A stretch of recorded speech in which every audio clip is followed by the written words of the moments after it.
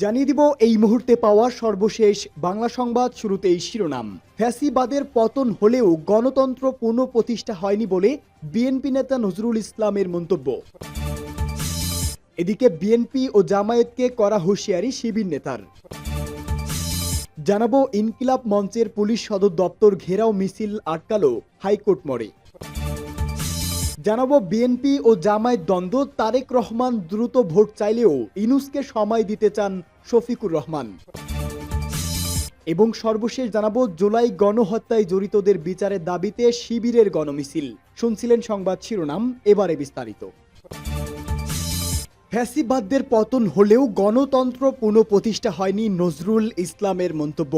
ফ্যাসিবাদের পতন হলেও গণতন্ত্র পুনঃপ্রতিষ্ঠা হয়নি মন্তব্য করে বিএনপির স্থায়ী কমিটির সদস্য নজরুল ইসলাম খান বলেছেন, গণতন্ত্র পুনঃপ্রতিষ্ঠার লক্ষ্যেই ফ্যাসিবাদের পতন চেয়েছি। বিএনপি চেয়ারপারসনের গুলশানের রাজনৈতিক কার্যালয়ে জমিয়তে ওলামায়ে ইসলাম বাংলাদেশের সাথে দলটির বৈঠক শেষে সাংবাদিকদের তিনি এসব কথা বলেন। নজরুল ইসলাম খান বলেন, দেশের বিদ্যমান পরিস্থিতি নিয়ে আমরা আলোচনা করেছি। এক্ষেত্রে আমরা অনেক বিষয়ে একমত হয়েছি।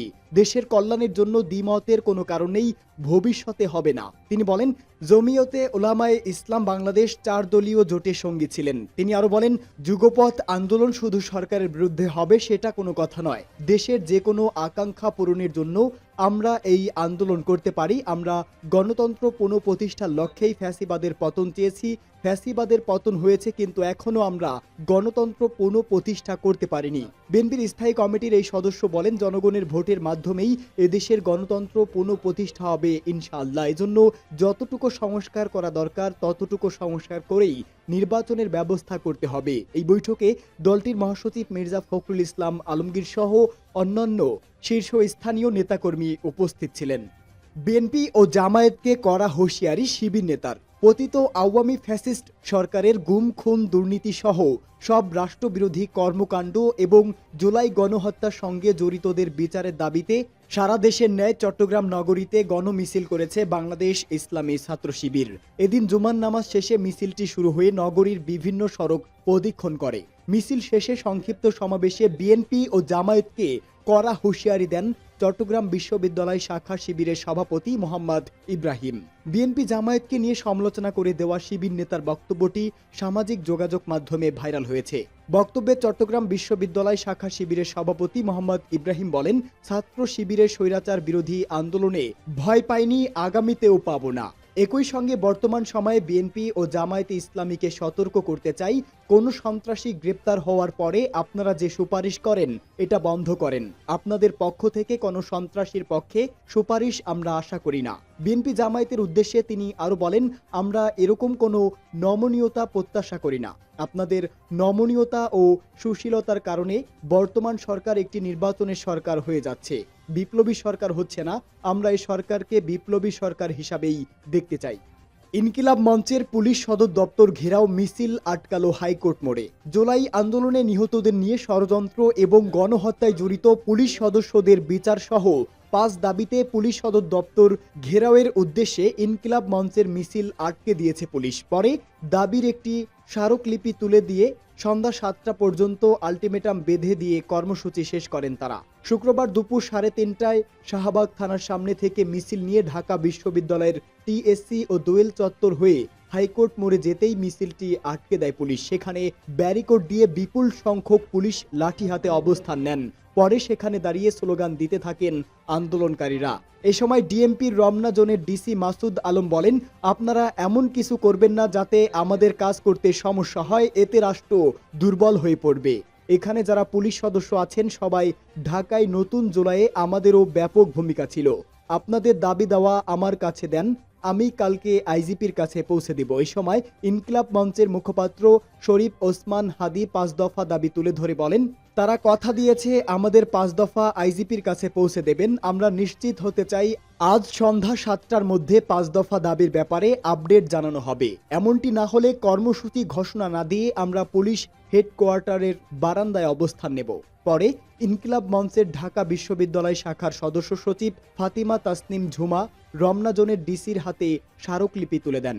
ইনকিলাব মঞ্চের 5 দফা দাবি হচ্ছে, জুলাই গণহত্যায় সরাসরি জড়িত সব পুলিশকে অতি দ্রুত গ্রেপ্তার করে বিচারের আওতায় আনতে হবে জুলাই আন্দোলনে নিহত এবং আন্দোলনের কর্মীদের বিরুদ্ধে ষড়যন্ত্রমূলক মামলা, মিথ্যা প্রতিবেদন ও হয়রানিতে যেসব পুলিশ কর্মকর্তা জড়িত তাদের বিরুদ্ধে বিভাগীয় ব্যবস্থা গ্রহণ করতে হবে। ছাত্রলীগের নেতাকর্মী যারা পুলিশ বাহিনীতে আছে তাদের বাধ্যতামূলক অবসরে পাঠাতে হবে। জুলাই গণহত্যার দায়ে তিরস্কৃত ও বদলি হওয়া পুলিশদের তালিকা জনসম্মুখে প্রকাশ করতে হবে এবং দেশের সার্বভৌমত্বের স্বার্থে জুলাই গণহত্যার দায়ে অভিযুক্ত পুলিশ সদস্যদের পার্বত্য চট্টগ্রামে বদলি করা বন্ধ করতে হবে। এ সময় ইনকিলাব মঞ্চের বিভিন্ন শাখার নেতাকর্মীরা উপস্থিত ছিলেন। বিএনপি ও জামায়াতের দ্বন্দ্ব। বিএনপি দ্রুত ভোট চাইলেও ইউনূসকে সময় দিতে চান শফিকুল ইসলাম। মুখে ঐক্য রক্ষার কথা বলা হলেও শেখ হাসিনা পরবর্তী বাংলাদেশে আওয়ামী লীগ বিরোধী রাজনৈতিক দলগুলির মধ্যে মতবিরোধ ক্রমশ তীব্র হচ্ছে। বিশেষত জাতীয় সংসদের পরবর্তী নির্বাচনের দিনক্ষণ নিয়ে প্রাক্তন প্রধানমন্ত্রী খালেদা জিয়ার দল বিএনপির সঙ্গে হাসিনার জামানায় নিষিদ্ধ বাংলাদেশ জামায়াত ইসলামীর সংঘাত কার্যত প্রকাশ্যে এসে পড়েছে। দ্রুত জাতীয় সংসদ নির্বাচন চেয়ে বিএনপি ক্রমশ মোহাম্মদ ইউনূসের নেতৃত্বাধীন বাংলাদেশের অন্তর্বর্তী সরকারের উপর চাপ বাড়াচ্ছে। অন্যদিকে জামায়াতের নেতৃত্ব চাইছেন এক্ষেত্রে ইউনূস সরকারকে প্রয়োজনীয় সময় দিতে। খালেদার পুত্র তথা দলে কার্যনির্বাহী চেয়ারম্যান তারেক রহমান দলের ভার্চুয়াল বৈঠকে বলেন, নির্বাচনী ব্যবস্থা যদি ঠিক করতে না পারি তবে দেশের কোনো কিছুরই সমাধান হবে না। ঝড় তুফান, বন্যা, খরা, বৃষ্টি যাই হোক না কেন একটি নির্দিষ্ট সময়ে নির্বাচন হতেই হবে। এর কোনো বিকল্প নেই। এই লক্ষ্যের পথে কেউ বাধা হয়ে দাঁড়ালে আমরা তাদের প্রতিহত করব। জামায়াতের আমির শফিকুর রহমান সম্পূর্ণ বিপরীত মত দিয়েছেন। দলের সভায় তিনি বলেন, অন্তর্বর্তী সরকার তাড়াহুড়া করে নির্বাচনের আয়োজন করুক, আমরা তা চাই না। আমরা সুষ্ঠু ও গ্রহণযোগ্য নির্বাচন আয়োজনের জন্য অন্তর্বর্তী সরকারকে প্রয়োজনীয় সময় দেব।